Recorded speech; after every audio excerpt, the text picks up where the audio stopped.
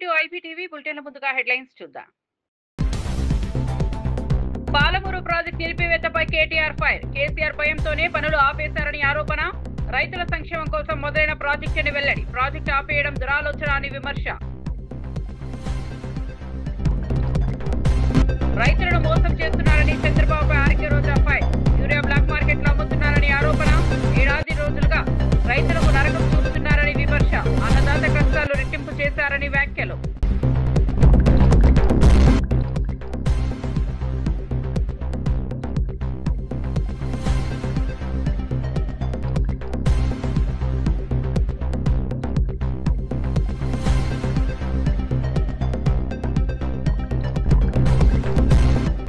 రైతులకు యూరియా ఇవ్వలేకపోయిందని కేతిరెడ్డి విమర్శ. యూరియా తెలంగాణకు అక్రమంగా వెళ్తోందని ఆరోపణ. గిట్టుబాటు ధరల్లో విఫలమైందని కుటుంబంపై మండిపాటు. రైతుల సమస్యలు పట్టించుకోవడం లేదని తీవ్ర విమర్శలు.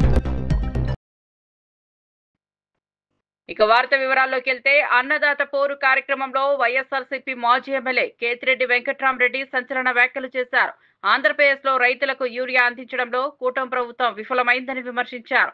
ఏపీ నుంచి యూరియా అక్రమంగా తెలంగాణకు తరలిపోతోందని ఆరోపించారు. రైతులకు అవసరమైన ఎరువులు అందుబాటులో లేకపోవడం వల్ల పంటలు దెబ్బతింటున్నాయని ఆవేదన వ్యక్తం చేశారు. అంతేకాకుండా పంటలకు గిట్టుబాటు ధరలు కల్పించడంలో కూడా ప్రభుత్వం పూర్తిగా విఫలమైందని మండిపడ్డారు. రైతుల సంక్షేమానికి అండగా నిలుస్తామని హామీ ఇస్తూ అధికారంలోకి వచ్చిన కూటమి ప్రభుత్వం రైతుల సమస్యలను పట్టించుకోవడం లేదని విమర్శించారు. దీనికి పెద్ద విషయం అవసరం లేదు. నువ్వు ఆర్బీకేలు ఉన్నాయి, ప్రతి 2000 జనాభాకు సంబంధించి ఒక ఆర్బీకేలు ఉన్నాయి. రైతులు వచ్చి ఎంత కావాలని డిమాండ్ అని బుక్ చేసుకుంటే అక్కడే విషయం తెలిసిపోతుంది. ఎంత రైతులకు ఎంత అవసరం పడుతుంది, ఎంత యూరియా కావాలని. గతంలో అదే విధంగా చేసేవాళ్ళం. అంత ముందు కూడా చూసినాం మనం. 2019 కంటే ముందు వేరుశనగ పంపిణీ అప్పుడు ఏ విధంగా ఉండేది. మార్కెట్ యార్డ్ లో వచ్చి ఇట్లాగే చెప్పులన్నీ పెట్టేసి తెల్లారి 3 గంటలకు వచ్చి ఎదురు చూసేవాళ్ళు. తర్వాత క్రమంలో ఎప్పుడైతే ఆర్బీకే ద్వారా మనం ఇస్తున్నామో ఎక్కడే కానీ క్యూలు కానీ వేరుశనగలో ఈ విధంగా ఇబ్బందులు పడుతున్నాయని ఎక్కడే కానీ చూసిన సందర్భం లేదు. ఎందుకంటే ఒక ఆలోచన విధానం ఉండాలి, రైతాంగానికి మేలు చేయాలని ఒక ఆలోచన విధానం ఉండాలి. కానీ ఈ ప్రభుత్వం అలాంటివి ఏవే కానీ చేయకుండా ఎంత అవసరమవుతుందనేది కంప్లీట్ గా వ్యవసాయాన్ని పూర్తిగా నిర్లక్ష్యం చేసి వీళ్ళ సోకులకు వీళ్ళు ఇచ్చే స్టేట్మెంట్ మనం చూస్తూనే ఉన్నాం. ఈ 2 ఏళ్లలో వరి ఏ విధంగా గిట్టుబాటు ధర లేకుండా పోయింది. మిరప కోసం ఏ విధంగా గిట్టుబాటు చేయండి. నేను ఒకసారి ముదుగుబ్బ నుంచి పులివెందులు పోతుంటే మా ముదుగుబ్బ నుంచి దగ్గర 500-600 మంది పొద్దున్నే బొలేరోలోనూ ఆటోలోనూ పోతున్నారు. ఏమా ఇట్లా వస్తున్నారు అంటే, ఈడ మిరపకు ఉంది అని చెప్పి మిరప కోసం పోయడానికి పోతున్నాం పట్టణానికి అన్నారు. సరే అని చెప్పి అమృతపల్లి దగ్గర అడిగినా, అక్కడున్న రైతులను అడిగినా, ఏమైనా మిరప ఎంత ఉపయోగపోతుందంటే గతంలో 53 కేజీలు, ఒక మూటకి 53 కేజీలు వాళ్ళు లెక్కేస్తారట. 53 కేజీలు లెక్కేసేది గతంలో 5,000, 6,000 ఉండేది. ఇప్పుడు కేవలం 693 రూపాయలు, 700 రూపాయలతో పోతుంది అని చెప్పి ప్రతి చోట కూడా ఈరోజు వరి, మిరప, పత్తి, జొన్న, కందులు, మినుములు, కసలు, మొక్కజొన్న, సజ్జలు, రాగులు, అరటి, చీని, పొగాకు, ఉల్లి, ఏ దానికైనా చూడండి. ఈరోజు ఉల్లి చూసినాం ఏ విధంగా కర్నూలులో జరుగుతోంది. మొత్తం అంతా ఉల్లి రైతులు ఏ విధంగా రోడ్డు మీద వచ్చి పడ్డం చూడడం చూసినాం, రోడ్డు మీదకి రావడం చూసినాం. ఈ విధంగా గతంలో కూడా 2019లో కూడా ఇదే విధంగా ఉల్లి రైతులకు ఇబ్బంది వచ్చిండే. మహారాష్ట్ర అక్కడంతా విపరీతమైన వర్షాలు పడ్డము, ఆ ఉల్లికంతా సమస్య రావడం, కర్నూలు జిల్లాలంతా రావడం చూస్తే ఆ రోజు దగ్గర 9,025 టన్నుల ఉల్లిని ప్రభుత్వమే కొనుగోలు చేసింది. ఏ రోజైనా ఇన్నాళ్ళు మనం వేరుశనగ పండించినాము, ఏ రోజైనా మన ప్రభుత్వంలో రేట్ తక్కువ ఉందని బాధపడిన సందర్భం ఉందా? ఎప్పుడు నార్పల్కి పోతా అంటే 3,000 ఉంది, 3,800 ఉంది, 6,000 ఉంది, ఇదే చెప్తుండే వాళ్ళు. ఈ రోజు చూడుకోండి, ఎప్పుడైతే తక్కువ వచ్చిందో ప్రభుత్వం మార్కెట్ ఇంటర్వెన్షన్ చేసేది, ప్రభుత్వం మధ్యలో వచ్చేది మేము కొంటామనేది. మనం కొంటామనేది కదా వ్యాపారస్తులంతా కూడా మళ్ళీ అదే రేటుకు రావాలి కదా అని మళ్ళీ వాళ్ళే పెంచేవాళ్ళు. ఈ రోజు వాటి గురించి మాట్లాడిచ్చే వాళ్లే లేరు. ధరల స్థిరీకరణ గురించి ఆలోచించే వాళ్ళే ఈ రోజు కరువైన పరిస్థితి. అదేవిధంగా మన 13,000 ఇందాలు ఇచ్చేవాళ్ళం, ఈయన వచ్చి 20,000 ఇస్తానని చెప్పారు. అందరికి ఇచ్చి పడేస్తాను, నాయన అట్లేం లేదు అన్నదాతలకు అందరికీ అని చెప్పేసి. Andhra Pradesh assembly speaker Ayyanna Patrudu YCP ఎమ్మెల్యేలకు స్పష్టమైన సూచనలు ఇచ్చారు. అందరూ ఎమ్మెల్యేలలాగే వైసీపీ ఎమ్మెల్యేలకు కూడా మాట్లాడేందుకు సమయం ఇస్తామని హామీ ఇచ్చారు. బయట ప్రెస్ మీట్లు పెట్టి విమర్శలు చేయడం కంటే అసెంబ్లీలోనే ప్రజల సమస్యలు ప్రస్తావించాలని సూచించారు. ప్రజలు గెలిపించింది వారి సమస్యలు, మీరు అసెంబ్లీలో చర్చించేందుకు, పరిష్కారం చూపించేందుకు అని స్పీకర్ గుర్తు చేశారు. రూల్స్ ప్రకారంగా చూస్తే నీకు ఇవ్వడానికి వీల్లేదు. నేను అందుకే ఇవ్వలేకపోతున్నాను. నేను ఇస్తే కానీ రాను. నిన్న కూడా స్టేబుల్ ఇచ్చి జగన్మోహన్ రెడ్డి స్టేబుల్ ఇచ్చాడు. వాదా ఇవ్వకపోతే రాను అని ఇస్తే జగన్మోహన్ రెడ్డి గారు మీకు ఒకటి మనం చేస్తాము, మంచికో చెడ్డకో ప్రజలు మమ్మల్ని ఎన్నుకున్నారండి. 11 సీట్లు ఇచ్చారు. దేవుడి స్క్రిప్ట్ అది. ఈ 11 రావాలనుకున్నట్టు దేవుడు అనుకునించాడు. కానీ మీ చేష్టలు తొక్కటంటే సంవత్సరం 3 నెలలు అయింది. ఇప్పుడు వచ్చి ఒక్కసారి కూడా మీరు అసెంబ్లీకి రాలేదు. ఫస్ట్ డే ప్రమాణ స్వీకారం చెప్పినప్పుడు రాలేదు. ఇది రాజ్యాంగం పద్ధతి కాదు. మనం రాజ్యాంగ పద్ధతిలో నడాలి. రాజ్యాంగం చెప్పినట్టు చేయాలి. ఈ పెద్దలు ఇచ్చిన రూలింగ్. మీరు 11 మంది ఎలా గెలిచారండి? ప్రజలు ఓట్లేస్తే గెలిచారు. ఆ ప్రాంతాలకు సమస్యలు వస్తే అసెంబ్లీలో మాట్లాడతారు. మా తరపున కదా మీకు ఓట్లేశారు. మరి మీరు ఎందుకు అసెంబ్లీకి రావట్లేదు? ఆ ఎమ్మెల్యే బాబు వచ్చి ఆ ప్రజా సమస్యలు, ఆ ప్రాంతంలో ఉన్న సమస్యలు చెప్పుకునే అవకాశం లేకుండా చేస్తారా? ఆ ప్రజలు ఎంత ఇబ్బంది పడుతున్నారండి? పోనీ ఇవన్నీ చెప్పారు. రోజు మా ప్రెస్లో మాట్లాడుతున్నాం. ఈ మాట్లాడింది మీ అసెంబ్లీకి వచ్చి అసెంబ్లీలో మాట్లాడు. నేను నిన్ను ఆహ్వానిస్తాను. ఈ 18 నుంచి అసెంబ్లీ ఉంది. మళ్ళీ అసెంబ్లీ నుంచి 18 పెట్టాను. రా అసెంబ్లీకి రా. ఈ 11 ఎమ్మెల్యేలు కలిసి రండి. మీ సమస్యలు మాట్లాడండి. ప్రభుత్వం చేస్తున్న విధానం గురించి ఏం తప్పులు ఉంటే విమర్శించండి, సరిదిద్దుకోమని చెప్పండి. అసెంబ్లీలో మాట్లాడుతూ ఉన్నటువంటి ఉపయోగం ఏంటంటే అక్కడ మంత్రులు ఉంటారు, ముఖ్యమంత్రి ఉంటారు, డిప్యూటీ ముఖ్యమంత్రి ఉంటాడు, అధికారులు ఉంటారు. మీరు ఎప్పుడైతే అసెంబ్లీలో మాట్లాడతారో అసెంబ్లీ రికార్డ్ అవుతుంది. దానికి వెంటనే మంత్రి గారు సమాధానం చెప్పాలి. అసెంబ్లీలో ఉన్నది ఉన్నట్టు చెప్తాడు, లేకపోతే పరిశీలిస్తానండి, తప్పనిసరి చేస్తాను, మంత్రి గారు సమాధానం చెప్తారు. మరి నువ్వు ధైర్యంగా అసెంబ్లీలో అడుగు పెట్టకుండా ఈ సమస్యలు చెప్పకుండా బయట ప్రెస్ మీట్ పెట్టి మాట్లాడితే ఎంత సపోర్ట్? వేదిక ఉంది మనకి, అఫీషియల్ వేదిక. తెలంగాణ ప్రజలతో బీఆర్ఎస్ సంబంధం ఇక మిగల్లేదని ప్రభుత్వ విప్ ఆది శ్రీనివాస్ తీవ్రంగా విమర్శించారు. పార్టీ పేరు మార్చుకున్న రోజే పేగుబంధం తెంచుకున్నారని అన్నారు. తెలంగాణ వాదాన్ని కేవలం సెంటిమెంటల్ గా వాడుకోవడమే తప్ప ప్రజల కోసం ఏమీ చేయలేదని ఆరోపించారు. తెలంగాణ బిడ్డ ఉపరాష్ట్రపతి పదవికి బరిలో ఉన్నప్పుడు బీఆర్ఎస్ ఎందుకు ఓటు వేయలేదని ప్రశ్నించారు. అందుకే నేను ఈ మధ్యలో ఒక మాట అన్నా, టీఆర్ఎస్ పార్టీని బీఆర్ఎస్ పార్టీగా మార్చుకున్న రోజే తెలంగాణ ప్రాంత ప్రజలతో పేగుబంధం తెంచుకున్నారు మీరని చెప్పన్నాం. తెలంగాణ సెంటిమెంట్ రంగరించి అధికారం రావాలని చెప్పండి. పదే పదే పక్కన ఆంధ్ర రాష్ట్రంతో పోలుస్తూ, ఆంధ్ర రాష్ట్రానికి సంబంధించి చంద్రబాబును బూచిగా చూపిస్తూ తెలంగాణ వాదాన్ని సెంటిమెంట్గా రంగరించాలని చూడడమే తప్ప మీరు తెలంగాణ ఇచ్చిన మీరా కుమారికి ఆ రోజు ఎందుకు ఓటేయాలో సమాధానం చెప్పాలి. తెలంగాణ కోసం పోరాటం చేసినట్టు తెలంగాణ బిడ్డ ఈరోజు ఉపరాష్ట్రపతిగా బరిలో ఉంటే ఎందుకు ఓటేయారో ఈరోజు తెలంగాణ ప్రజలకు సమాధానం చెప్పాలి. మొన్ననేమో యూరియా ఎవరిస్తే వారికి ఓటేస్తామంటారు. అంటే కేటీఆర్ గారి మాటలు ఎంత చౌకగా ఉండే ఆలోచించాలి. మాజీ మంత్రి ఆర్కే రోజా రైతుల సమస్యలపై చంద్రబాబును తీవ్రంగా విమర్శించారు. రైతులు నిట్ట నిలువున మోసం చేస్తున్నారని ఆరోపించారు. రాష్ట్రంలో యూరియాను బ్లాక్ మార్కెట్లో అమ్ముకుంటూ రైతాంగాన్ని దోచుకుంటున్నారని మండిపడ్డారు. ఏడాది రోజులుగా రైతులకు నరకం అంటే ఏంటో చూపిస్తున్న ప్రభుత్వం ఇదేనని ఎద్దేవా చేశారు. అన్నదాతను ఆదుకోవాల్సిన బదులు వారి కష్టాలను రెట్టింపు చేస్తున్నారని రోజా వ్యాఖ్యానించారు. మూకుమ్మడిగా అందరినీ కూడా నిట్ట నిలువున మోసం చేస్తున్నారో మీరు అందరూ గమనిస్తున్నారు. ముఖ్యంగా ఈ రోజు చూస్తే కూటమి ప్రభుత్వం అధికారంలోకి వచ్చి 15 నెలలు అవుతుంది. ఈ 15 నెలల్లో రైతుల జీవితాలకి నరకం చూపిస్తున్నారు. ఈరోజు రైతులకి వాళ్ళు చెప్పిన రైతు భరోసా సంవత్సరానికి 20,000 అన్నారు. 2 సంవత్సరాలు అవుతుంది. 5,000 వేసి చేతులు దులుపుకున్నారు. 35,000 ఎక్కడ అంటే పట్టించుకునే నాదుడు లేడు. అలాగే మీరు చూస్తే రైతు భరోసా కేంద్రాల ద్వారా, సహకార సంఘాల ద్వారా రైతులకు ఎంత అవసరమైతే అంత ఎరువులు, యూరియా, విత్తనాలు, పురుగుల మందులు, యంత్రాలు అన్ని కూడా జగన్మోహన్ రెడ్డి గారు సరఫరా చేసేవారు. కానీ ఈ రోజు కనీసం రైతులు తాము పెట్టుకున్న పంటకి కాపాడుకోవడం కోసం యూరియాని అడగటానికి వెళ్తే యూరియా లేదు.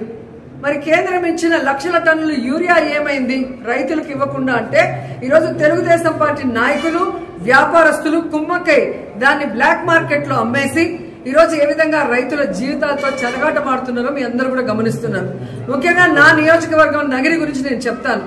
స్టేట్ అంతా ఎలా జరుగుతుందో మీకే అర్థమవుతుంది.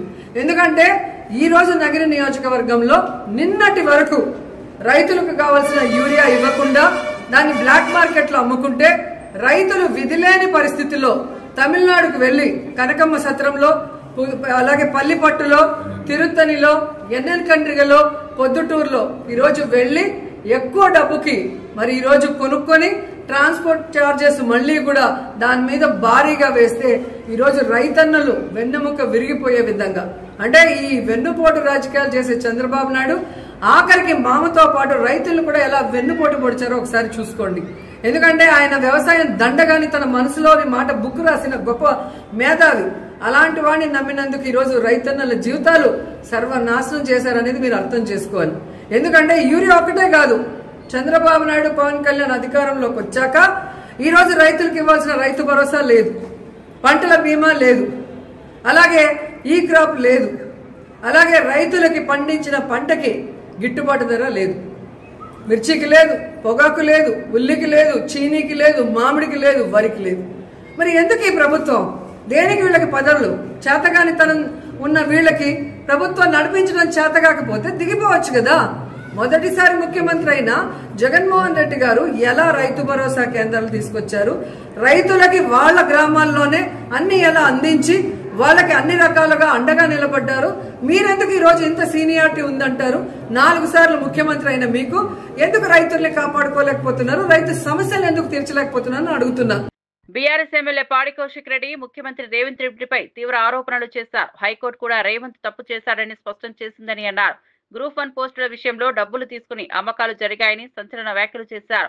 కేసీఆర్ ప్రభుత్వం 503 పోస్టులకు నోటిఫికేషన్ జారీ చేస్తే రేవంత్ రెడ్డి అతి కకృతితో వాటిని 563 పోస్టులుగా పెంచి అమ్ముకున్నాడని ఆరోపించారు. అవసరం రేవంత్ రెడ్డి గారు ఖచ్చితంగా ఉన్నది. ఇలా హైకోర్టే ఇలా తప్పుడు తడక, ఇలా తప్పుడు చేసినావు నువ్వు, ఇలా ఖచ్చితంగా రీవాల్యుయేషన్ అని చేయండి, లేకుంటే మళ్ళా ఎగ్జామ్ రీషెడ్యూల్ చేయండి 8 months లోపల అని స్వయంగా ఇలా హైకోర్టే చెప్పింది. ఎస్, నేను దీని గురించి 6 నెలల ముందే చెప్పిన, మళ్ళా చెప్తున్నా గట్టిగా చెప్తున్నా వినండి. ఇలా రేవంత్ రెడ్డి గారు కాంగ్రెస్ ప్రభుత్వం బరాబర్ గ్రూప్ 1 పోస్టులు అన్ని కూడా అమ్ముకున్నది. వాళ్ళ దగ్గర డబ్బులు తీసుకున్నారు. రేవంత్ రెడ్డి గారు సీఎంఓ ఆఫీసే ఇలా డబ్బులు తీసుకొని వాళ్ళకి పోస్టులు ఇచ్చిండ్రు. దీనికి ఇంకొక ఉదాహరణ కూడా చెప్తా మీకు, ఎందుకు ఇంత ఖచ్చితంగా చెప్తున్నా అనేది మళ్ళొక్కసారి గుర్తు చేస్తా. కేసీఆర్ గారు గ్రూప్ 1 నోటిఫికేషన్ వేసిన రోజు 503 పోస్టులకు వేసి గ్రూప్ 1 నోటిఫికేషన్ వేసిన తర్వాత అదే కంటిన్యూ చేస్తే బాగుండు, కానీ వీళ్ళు అతి కకృతి కదా. దాంతో ఏం చేసిండు, దాన్ని 50 పోస్టులు పెంచి 563 అని పోస్టులు పెట్టి మళ్ళా ఫ్రెష్గా అప్లికేషన్ పెట్టుకోవచ్చు, ఎవరు పడితే వాళ్ళు మళ్ళీ ఫ్రెష్గా రాయొచ్చు అనేది పెట్టి ఇలా పోస్టులు అమ్ముకున్న చరిత్ర ఇలా ఓటు నోటు దొంగ అయిన రేవంత్ రెడ్డిదే మరొకసారి అడ్డంగా దొరికిపోయిండు. ఇలా 563 మంది పోస్టులు కూడా ఇలా రేవంత్ రెడ్డి గారు లక్షలాది రూపాయలకు అమ్ముకున్నాడు. ఇది సీఎంఓ ఆఫీస్ నుంచి నడిచింది. ఇదేదో నేను చెప్పుడు కాదు, బాగా చెప్తూ ఇలా అభ్యర్థుల పేరు చెప్తే మంచుకుండదు. ఎవరైతే డబ్బులు ఇచ్చిర్రో రేవంత్ రెడ్డి గారి ఆఫీస్. మాజీ మంత్రి జోగి రమేష్ ముఖ్యమంత్రి చంద్రబాబుపై తీవ్ర విమర్శలు చేశారు. రైతులకు యూరియా సరఫరా చేయలేని అసమర్థత ముఖ్యమంత్రిగా చంద్రబాబును అభివర్ణించారు. వైసీపీ నాయకుడు కార్యకర్త రోడ్డు మీదకు వస్తేనే చంద్రబాబుకు చెమటలు పడుతున్నాయని ఎద్దేవా చేశారు. రైతుల కోసం యూరియా సరఫరా చేయమని, ఎరువుల ధరలు తగ్గించమని అడిగితే పోలీస్ వ్యవస్థను అడ్డం పెట్టుకుని ప్రజాస్వామ్యాన్ని కూని చేస్తున్నారని ఆరోపించారు. రోడ్డు మీదకి వస్తా ఉన్నాడంటే చంద్రబాబు నాయుడికి చెమటలు పడతా ఉన్నాయి. చంద్రబాబు నాయుడు ప్యాంటు తడిసిపోతా ఉంది. ఏమయ్యా చంద్రబాబు నాయుడు, రైతుకి యూరియాని సరఫరా చేయలేని అసమర్థ ముఖ్యమంత్రివి,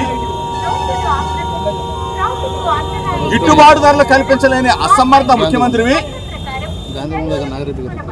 ఎరువుల ధరలు తగ్గించలేని అసమర్థ ముఖ్యమంత్రివి,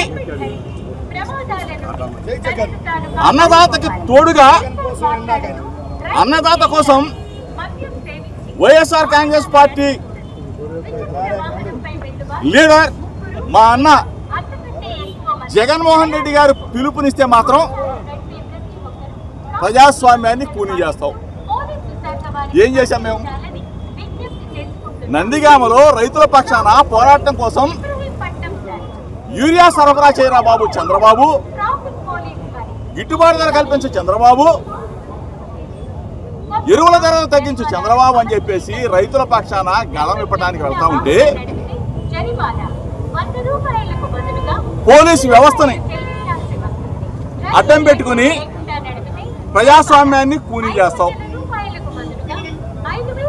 అంటే వైఎస్ఆర్ కాంగ్రెస్ పార్టీ కార్యకర్తనో నాయకులను ఆపినంత మాత్రాన రైతుల బాధలు తీర్తగా చంద్రబాబు నాయుడు. ఉపరాష్ట్రపతి ఎన్నికల్లో తెలంగాణ బిడ్డ సుప్రీంకోర్టు విశ్రాంతి న్యాయమూర్తి సుదర్శన్ రెడ్డి గెలవాలని తన మనస్ఫూర్తి కోరికను మాజీ ఎమ్మెల్సీ కవిత వ్యక్తం చేశారు. ఆయన విజయం సాధిస్తే ఉపరాష్ట్రపతి పదవికి వన్నె తీసుకొస్తారని భావిస్తున్నానని అన్నారు. సుదర్శన్ రెడ్డి వ్యక్తిత్వం, నిబద్ధత, సేవా ధోరణి దేశానికి గర్వకారణమవుతుందని కవిత అభిప్రాయపడ్డారు. వైస్ ప్రెసిడెంట్ ఆఫ్ ఇండియాగా ఒక కంప్లీట్ ఆపోజిషన్ పార్టీ అభ్యర్థిగా దేశంలో ఉన్నటువంటి అనేక పార్టీలు సపోర్ట్ చేసినటువంటి వ్యక్తి గెలవాలని కోరుకోవడం కూడా అది డెఫినెట్గా ఒక పాజిటివ్ ప్రాంతీయవాదం అవుతుందని చెప్పి నేను మనస్ఫూర్తిగా భావిస్తూ ఉన్నాను. ఇది పార్టీలకు అతీతంగా తెలంగాణ బిడ్డ కాబట్టి ఆయనకు ఒక అవకాశం వచ్చింది కాబట్టి. అంటే నేను ఒక వ్యక్తిని ఎప్పుడు జీవితంలో మర్చిపోలేను. శేషన్ గారని ఉండే, టిఎన్ శేషన్ గారని.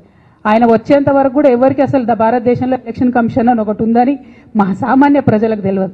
కానీ ఆయన వచ్చిన తర్వాత ఆ పోస్టుకు వన్నే వచ్చింది. సుదర్శన్ రెడ్డి గారు కూడా గెలిస్తే డెఫినెట్గా వైస్ ప్రెసిడెంట్ పోస్టుకు కూడా వన్నె తెస్తారని నేను అనుకుంటున్నాను. ఎందుకంటే అనేక సందర్భాల్లో ఆయన చూసినాం, ఆయన ఇచ్చినటువంటి పాజిటివ్ తీర్పులు కానీ, ఆయనకు ఉన్నటువంటి కాన్స్టిట్యూషనల్ ఎక్స్పర్టీస్ కానీ చూసినాం. అటువంటి అవకాశం వారికి వస్తే బాగుంటుందని చెప్పి మనస్ఫూర్తిగా నేను కోరుతా ఉన్నాను.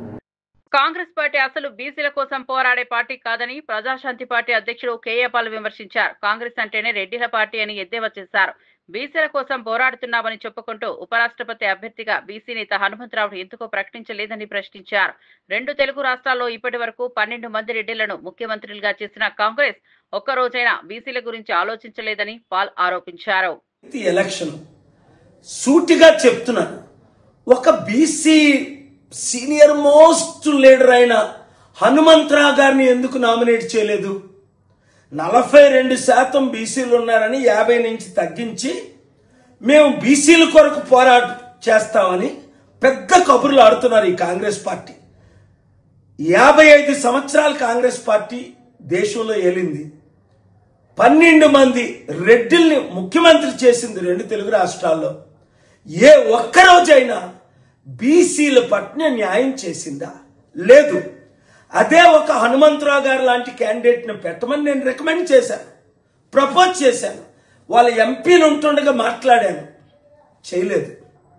చేసుంటే మోదీ మెడలో వంచి 788 ఎంపీలతో బెట్టింగ్ యాప్ లోక్సభలో రాజ్యసభలో బిల్లు పెట్టి పాస్ చేయించానా లేదా? అంటే బహుజన్లారా, బీసీ, ఎస్సీ, ఎస్టీ, క్రిస్టియన్, ముస్లిం ఆలోచించండి. నేను చెప్తుంది సత్యమా కాదా? కాంగ్రెస్ పార్టీ రెడ్డిల్ది. పాలమూరు రంగారెడ్డి ఎత్తిపోతల పథకం నిలిపివేతపై సీఎం రేవంత్ రెడ్డిపై బీఆర్ఎస్ వర్కింగ్ ప్రెసిడెంట్ కేటీఆర్ తీవ్ర స్థాయిలో విమర్శలు గుప్పించారు. కేసీఆర్ హయాంలో ఈ ప్రాజెక్టు పనులు 90% పూర్తయ్యాయని, మిగతా 10% పనుల కోసం భూసేకరణ కూడా జరిగిందని గుర్తు చేశారు. ఆ పనులను పూర్తి చేస్తే కేసీఆర్ పేరును ప్రజల గుండెల్లో నిలుపుకుంటారని తెలిసి అదే భయంతోనే ప్రాజెక్టును పడావు పెట్టారని కేటీఆర్ ఆరోపించారు. కేసీఆర్ కృషి, తెలంగాణ రైతుల సంక్షేమం కోసం ప్రారంభించిన ప్రాజెక్టును ఇలా నిలిపివేయడం దురాలోచన తప్ప మరేదేది కాదని ఆయన విమర్శించారు. పాలమూరు జిల్లా నుంచి 12 సీట్లు కాంగ్రెస్ పార్టీకి ప్రజలు ఇచ్చిన తర్వాత ప్రజలు ఆశ పెట్టుకున్నారు. మా జిల్లా బిడ్డ ముఖ్యమంత్రి అయితే మా జిల్లాకు కొంత ప్రయోజనం అనుగురుతుందని, లాభం జరుగుతుందని, తప్పకుండా ఫలితాలు శరవేగంగా వస్తాయని, 6 గ్యారెంటీలు 100 రోజుల్లోనే అమలు అవుతాయని, పాలమూరు బ్రతుకు ముఖ చిత్రం మారుతుందని ఇట్లా ఎన్నో ఆశలతో 12 సీట్లు ఉమ్మడి పాలమూరు జిల్లాలో, ఉమ్మడి మహబూబ్నగర్ జిల్లాలో ప్రజలు కాంగ్రెస్ పార్టీకి ఇచ్చినారు. మరి సరిగ్గా నిన్నటితో ఒక నెలలు నిండి 22వ నెలలో ఈ ప్రభుత్వం నడుస్తా ఉన్నది. వాస్తవం ఏంది అంటే పెద్దలు కేసీఆర్ గారి నాయకత్వంలో పాలమూరు రంగారెడ్డి ఎత్తిపోతల పథకం కింద 90% పనులు పూర్తి చేసి, రిజర్వాయర్ల నిర్మాణం పూర్తి చేసి, మరి ఇప్పటికే భూసేకరణ గాని ఇప్పటికే చేయాల్సిన అన్ని కార్యక్రమాలు కూడా పూర్తి చేసి ఒక వడ్డిచ్చిన విస్తర్లాగా అప్పజెప్పి రేవంత్ రెడ్డి గారికి, కాంగ్రెస్ ప్రభుత్వానికి అప్పజెప్పి మేము గద్దె దిగాం డిసెంబర్ 23లో. ఇప్పుడు కేవలం రేవంత్ రెడ్డి గారు చేయాల్సిన పనల్లా ఒక 10% పని పూర్తి చేసి, కాలువలు పూర్తి చేసి, నీళ్లు బ్రహ్మాండంగా తీసుకునే అవకాశం ఉంది, ఇచ్చే అవకాశం ఉన్నది. మరి ఆ పని చేయకుండా రేవంత్ రెడ్డి గారు ఏం చేస్తున్నారు? ఎక్కడ వెంటనే పూర్తి చేస్తే ఇదంతా కేసీఆర్ గారు కట్టిన కరివేనా, ఇదంతా కేసీఆర్ గారు కట్టిన వట్టెం రిజర్వాయరు, ఇది కేసీఆర్ కట్టిన ఉద్దండాపూర్ రిజర్వాయరు, ఇది కేసీఆర్ గారి ప్రభుత్వం కట్టిన నార్లాపూర్ రిజర్వాయరు అని చెప్పి, ఏదుల రిజర్వాయరు అని చెప్పి ప్రజలకు గుర్తొస్తుంది. రైతులు శాశ్వతంగా మళ్ళీ కేసీఆర్ గారి పేరుని మర్చిపోకుండా గుండెల్లో పెట్టుకుంటారు అనే ఒక ఆలోచనతో, ఒక దురాలోచనతో ఆయన కావాలని పాలమూరు రంగారెడ్డి ఎత్తిపోతల పథకాన్ని ఇవాళ పనులు చేయకుండా దాన్ని పడావు పెట్టిన పరిస్థితి మొత్తం ఉమ్మడి మహబూబ్ నగర్ జిల్లా రైతాంగం గమనిస్తా ఉంది. గ్రూప్ 1 విషయంలో హైకోర్టు ఇచ్చిన తీర్పు ప్రభుత్వానికి చెంపబెట్టు అని బీఆర్ఎస్ నేతలు విమర్శించడంపై మంత్రి హరీష్ రావు కౌంటర్ ఇచ్చారు. మీ మానసిక స్థితి ఎలా ఉందో అర్థమవుతోందని హరీష్ వ్యాఖ్యానించారు.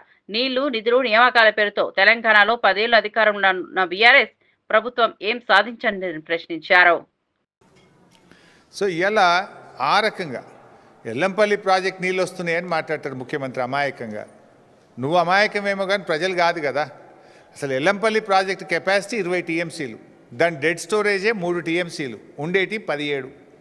ఆ 17కు దాని సొంత ఆయకట్టు 1,65,000 ఎకరాలు ఉంది, అంటే 12 టీఎంసీలు కావాలి దానికి. దాని కింద ఎన్టీపీసీకి మనం నీళ్ళు ఇస్తాం. ఎన్టీపీసీ విద్యుత్ ఉత్పత్తికి ఎల్లంపల్లి ద్వారా 6.5 టీఎంసీల నీళ్ళు ఇస్తాం. మంచిర్యాల నియోజకవర్గం గూడెం లిఫ్ట్కు 3 టీఎంసీలు వాడుకుంటాం. లోకల్ రామగుండం లిఫ్ట్కు 1 టీఎంసీ నీళ్లు వాడుకుంటాం. అట్లే ఆ ఎరువుల కర్మాగారానికి కూడా ఒక 2 టీఎంసీలు ఇస్తాం. అసలు నీళ్ళు ఎక్కడనే ఎల్లంపల్లి సామర్థ్యమే 20, అక్కడ దాని వినియోగమే 20కి పైగా ఎక్కువ ఉన్నది. నేను ఎల్లంపల్లి నీళ్ళు తెస్తున్నా హైదరాబాద్కు, 20 టీఎంసీలు తెస్తారట హైదరాబాద్కి. ఎక్కడికి వస్తాయి 20? ఎల్లంపల్లి కెపాసిటీ 20, డెడ్ స్టోరేజ్ 3 పోతే ఉండేది 17. ఆ 17లో ఎన్టీపీసీకి 6.5, గూడెం లిఫ్ట్కు 3 పోతాయి. అదేవిధంగా లోకల్ లిఫ్ట్కు 1 టీఎంసీ పోతుంది. రామగుండం ఎరువుల కర్మాగారంకు 2 టీఎంసీలు పోతాయి. దానికే ఎక్కువ ఉన్నది. అది కూడా that will be supplemented again. నేను ఆ 20కి 20 హైదరాబాద్ తెస్తున్నా అంటాడు. అంటే ఎవరి చెవులలో పువ్వు పెడుతున్నావు? ఎందుకు ఈ గోబల్స్ ప్రచారము? ఆ కుర్చీకున్న గౌరవాన్ని ఎందుకు తగ్గిస్తా ఉన్నావు? గ్రూప్ 1 పరీక్షల నిర్వహణలో భారీ గోల్మాల్ జరిగిందని మరోసారి ఆరోపించారు బీఆర్ఎస్ నేత రాకేష్ రెడ్డి. దేశ చరిత్రలో ఏ పబ్లిక్ సర్వీస్ ఎగ్జామ్లోనూ మెయిన్స్ ఫిలిమ్స్ కు విడివిడిగా హాల్ టికెట్లు ఇవ్వలేదని, తెలంగాణలో మాత్రం అలాంటి వ్యవహారం జరిగిందని తీవ్ర స్థాయిలో విమర్శించారు. జీవో 29 ద్వారా బీసీ, ఎస్సీ, ఎస్టీ విద్యార్థులకు కాంగ్రెస్ ప్రభుత్వం తీవ్రమైన అన్యాయం చేసిందని ఆరోపించారు. దీన్ని రద్దు చేయాలి, ఇది కరెక్ట్ కాదు, ప్రభుత్వం దీనికి సమాధానం చెప్పాలని చెప్పి నిరుద్యోగుల పక్షాన మేము అడిగిన ఆ రోజు. కానీ ఆ రోజు సమాధానం చెప్పలే. కేసీఆర్ గారి ప్రభుత్వము బీద బడుగు బలహీన వర్గాలకు, ఎస్సీ ఎస్టీ పిల్లలకు న్యాయం చేయాలని జీవో 55 తీసుకొస్తే ఈరోజు దాన్ని కాలరాసి జీవో 29 తీసుకొచ్చి బీద బడుగు బలహీన వర్గాలకు, ఎస్సీ ఎస్టీలకు అన్యాయం చేసింది వాస్తవమా కాదా అని చెప్పి ఈ సందర్భంగా అడుగుతున్నాం. ఆ రోజు జీవో 29 రద్దు చేయాలని ఇదే నిరుద్యోగులు అశోక్ నగర్లో, దిల్సుఖ్ నగర్లో పెద్ద ఎత్తున ర్యాలీలు చేస్తే సమైక్య పాలనలో కూడా చూడనటువంటి సీన్లను మనం చూసినాం. మహిళలను చూడకుండా, విద్యార్థులను చూడకుండా గొరగొర గుంజుకుంటూ పోయి వ్యాన్లు ఎక్కించి లాఠీ చార్జ్ చేసి అర్ధరాత్రి దాకా స్టేడియంలలో వేసినటువంటి ఒక పరిస్థితిని కూడా మనం చూసినాం. మరి ఇప్పుడు వాళ్ళకు ఏం సమాధానం చెప్తారని చెప్పి ఈ సందర్భంగా బీఆర్ఎస్ పార్టీ ప్రశ్నిస్తా ఉన్నది. ఆ రోజు బీఆర్ఎస్ పార్టీ ముఖ్యంగా కేసీఆర్ గారు, కేటీఆర్ గారు, హరీష్ రావు గారు ఈ అభ్యర్థులకు అండగా నిలిస్తే, వాళ్ళు కేసులు కొట్లాడుతూ ఉంటే, నైతికంగా వాళ్ళకు అండగా నిలిచేటువంటి ప్రయత్నం చేస్తూ ఉంటే ఇదంతా బీఆర్ఎస్ పార్టీ కుట్రని వాదించింది. మరి ఇప్పుడు దానికి ఏం సమాధానం చెప్తారని చెప్పి ఈ సందర్భంగా మేము ప్రశ్నిస్తా ఉన్నాం. సిగ్గుండాలే రేవంత్ రెడ్డి గారికి. ఆ రోజు రాహుల్ గాంధీ గారిని తీసుకొచ్చి అశోక్ నగర్ అంతా తిప్పి మోసపు మాటలు చెప్పి నమ్మించి ఓట్లు వేయించుకొని ఇలా ఉద్యోగాల సంగతి ఏంటి అంటే ఒక ఆయన 30,000 ఇచ్చామంటాడు, ఇంకో మంత్రి 40,000 ఇచ్చామంటాడు, మరో మంత్రి 50,000.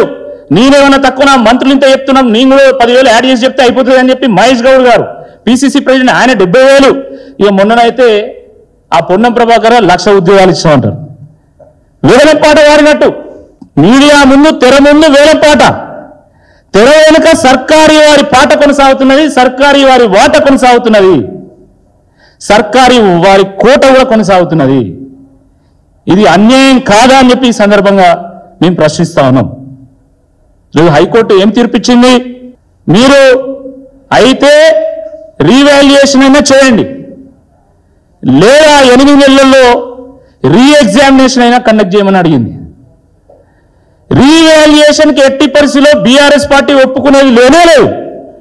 ఎందుకంటే రీవాల్యుయేషన్లో మీరు ఏం చేస్తారో మాకు తెలుసు. మీరు మొన్నగా చేసినటువంటి వాల్యుయేషన్లో ఏం జరిగిందో అందరూ తెలుసు. ఆ మధ్యలో శ్రీధర్ బాబు గారిని కొండ సురేఖ గారు మా అల్లుడికో జాబ్ కావాలంటే దాంట్లో ఏముందో చూద్దాంలే అన్నారు. అంటే మంత్రులు మీరంతా ఏమేం చేస్తాను, ఎట్లా ఉద్యోగాలు పంచుకుంటున్నారో చాలా స్పష్టంగా ప్రజలకు అర్థమైపోయింది, యువకులకు అర్థమైపోయింది. మళ్ళీ ఇవాల్యుయేషన్ చేస్తే మళ్ళీ మీరు ఎవరికి ఉద్యోగాలు ఇవ్వాలనుకుంటున్నారో నాకు తెలుసు. కాబట్టి రీవాల్యుయేషన్కి ఎట్టి పరిస్థితుల్లో ఒప్పుకునేది లేదు. ఎట్టి పరిస్థితుల్లో రీఎగ్జామినేషన్ కండక్ట్ చేసి తీరాల్సిందే. ఆ రీఎగ్జామినేషన్ కండక్ట్ చేసేంత వరకు బీఆర్ఎస్ పార్టీ ఈ అభ్యర్థుల పక్షాన కొట్లాడుతూనే ఉంటది. వాళ్లకు నైతిక మద్దతు. ఇవి బులెటిన్ విశేషాలు. చూస్తూనే ఉండండి IBTV.